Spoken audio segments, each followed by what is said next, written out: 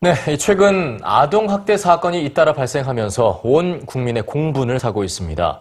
어른의 한 사람으로서 정말 부끄러운 얘기가 아닐 수 없는데요. 네, 이런 가운데 아동 성폭력을 다룬 영화 방황하는 칼날이 개봉했습니다. 영화 속에 비춰진 우리 사회는 어떤 모습인지 하재근 대중문화평론가와 알아봅니다. 안녕하십니까? 안녕하세요. 네, 안녕하십니까? 자, 이 방황하는 칼날, 이 영화가 지난 10일 개봉했죠? 네.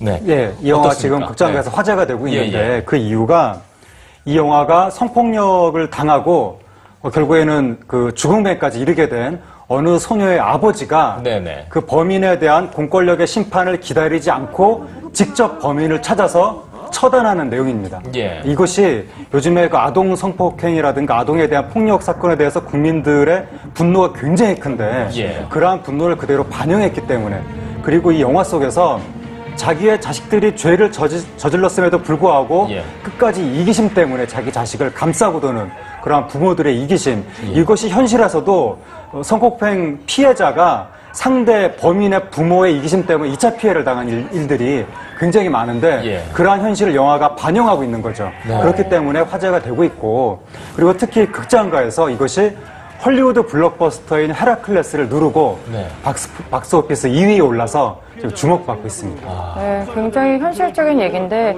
최근 잇따라 아동학대 사건이 발생하면서 모두가 그 처벌에 되게 주안점을 두고 있는데 사실 솜방망이 처벌로도 여론이 들끓었었잖아요. 그렇습니다. 영화 속에서는 어떤가요?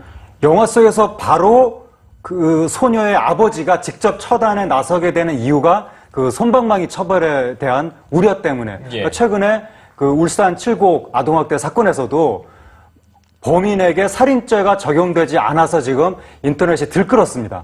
그런데 영화 속에서도 아버지가 걱정하는 것이 이 문제에 내 딸은 죽었는데 이 범인들한테는 살인죄가 적용되지 않을 것 같다. 심지어 미성년자이기 때문에 매우 낮은 형을 받을 것 같다. 어쩌면 집행유예까지 받을 수도 있는 상황이고, 왜냐하면 현실에서도 미성년자 성폭행범의 40%는 한테 집행유예가 내려지니까, 그런 여러 가지 걱정 때문에 이 아버지가 공권력의 심판을 믿지 않고 기다리지 않고 직접 처단에 나서는 것인데, 이것은 그만큼 현실에서 존재하는 이 성폭행 범죄자들에 대한 분노가 크다. 그리고 그러한 분노를 영화가 그대로 반영하고 있다. 이렇게 말씀드릴 수 있습니다. 이 아버지가 직접 복수에 나서는 이 모습을 보면서는 굉장히 좀 어떤 관객들 입장에서는 좀 속이 시원할 수도 있을 것 같아요.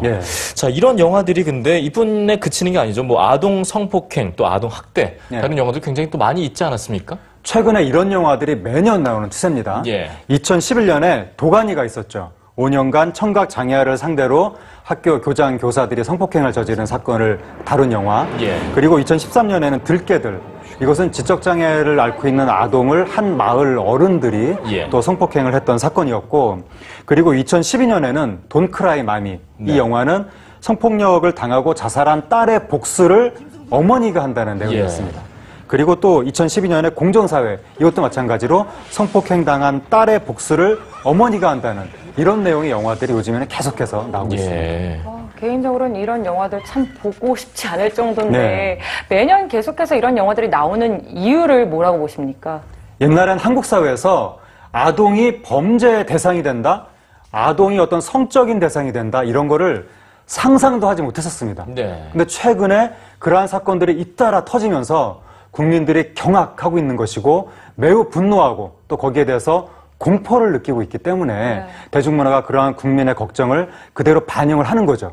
특히 아버지가 직접 복수하고 어머니가 직접 복수하고 이러한 사적인 복수가 계속해서 영화 속에서 묘사가 되는 것은, 이게 이제 영화사가 인터넷에서 조사를 했었는데 이러한 부모의 사적인 복수에 대해서 공감한다고 답을 한 네티즌이 90% 이상이었습니다. 그러니까 국민들이 지금 공권력의 처벌을 믿지 않는 거죠. 너무나 솜방망이 처벌이다. 그렇기 때문에 직접 복수하는 부모의 심정에 공감할 정도로 정말 크게 공분하고 있고, 그러한 국민들의 심정이 영화에 그대로 반영되고 있다고 말씀드릴 수 있습니다. 정말 안타까운 얘기가 아닐 수 없습니다. 사실 많이 보고 회자돼야 되는 얘기인 것 같아요. 그렇습니다. 자, 지금까지 어른들이 지켜주지 못해서 더 미안하고 더 안타까운 이 미성년자 아동 학대에 관한 얘기들을 나눠봤습니다. 오늘 말씀 대단히 고맙습니다. 감사합니다.